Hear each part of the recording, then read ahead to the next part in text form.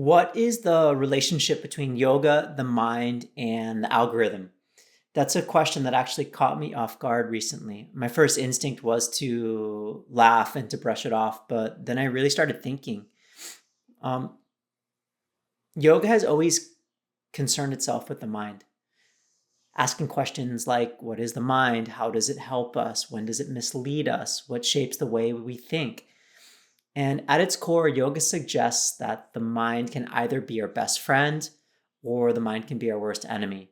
And as the saying goes, we should keep our friends close and our enemies closer. That's why cultivating a focused, attentive, present mind is the central aim of the yoga and also the meditation practice.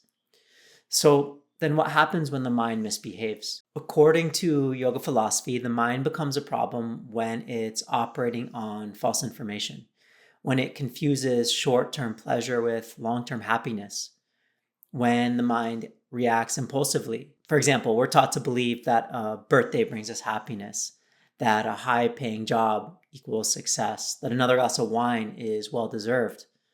These ideas aren't evil, they're just misguided. They're based on misunderstanding, and in yoga, that misunderstanding has a name. It's called klesha. The kleshas are 5 mental patterns that distort our perception: ignorance, ego, attachment, aversion, and fear. And when they run the show on our mind, we end up chasing things that don't really satisfy us, or we end up avoiding things that we actually need. The result of this? We wait all year to be happy. We pursue careers that make us miserable. And we wake up with hangovers we think that we've earned. Yoga offers tools: movement, breath work, sound, chanting, all to interrupt these patterns. These practices bring us back to the present moment where we can actually feel what's true and what's needed for us. And now here's the unsettling part: the algorithm. I've been learning how tech platforms, especially social media, keep us engaged. The answer, unsurprisingly, is distraction. The more distracted we are, the more we scroll. And how do you distract a human mind? It's easy. You tap into the kleshas. The algorithm strengthens our attachments by showing us what we like. It fuels our aversions by showing us what we dislike. It stokes fear. It reinforces our impulses. It feeds our ego. It sometimes even flatters us. Great question. Let me look that up for you.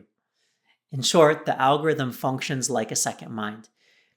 And in my opinion, one unruly mind is already plenty. So, what is the relationship between yoga, the mind, and the algorithm? Well, they're deeply intertwined. Like the mind, the algorithm can help us or it can hurt us. It all depends on how we relate to it. If it's helpful, great. If not, we step away. And just as we work with the kleshas, according to the yoga tradition, we meet the algorithm with awareness. We stay grounded through practice, through effort, and self-compassion. Because in the end, yoga doesn't ask us to escape from the world. It just asks us to participate in it a little bit better than before.